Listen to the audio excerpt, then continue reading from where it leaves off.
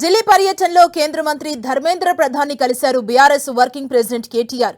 UGC కొత్తగా తీసుకొచ్చిన మార్గదర్శకాలను ఉపసంహరించుకోవాలని కోరారు. అలాగే కేంద్ర మంత్రి నితిన్ గడ్కరీని కలిసి సిరిసిల్ల కోరుట్ల జాతీయ రహదారిని పొడిగించాలని కోరారు. ఇటు పార్టీ మారిన ఎమ్మెల్యేల అంశంలో న్యాయ పోరాటం జరుపుతామన్నారు కేటీఆర్. సుప్రీంకోర్టులో విచారణలో ఉన్న నేపథ్యంలో లాయర్లతో ప్రత్యేకంగా సమీక్షించారు.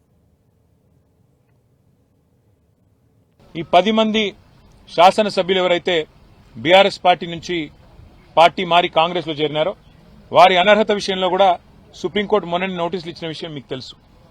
మళ్ళీ ఇప్పుడు విచారణకు కూడా డేట్ ఇచ్చిన విషయం కూడా మీకు తెలుసు. ఆ విషయంలో కూడా ఇప్పుడు మా పార్టీ యొక్క నాయకుల బృందం మా న్యాయవాదులను కూడా కలుస్తున్నాము. కలిసి దీన్ని ఇంకా స్పీడప్ చేయడానికి ఏం మార్గాలు ఉన్నాయి, ఏ రకంగా ఈ పార్టీ మారిన వారి మీద వేటు పడాలి, ఉప ఎన్నికలు రావాలని ప్రజలు కోరుకుంటున్నారు, ఆ విషయంలో కూడా తప్పకుండా పార్టీ పరంగా కూడా ఫాలో అప్ చేస్తాం.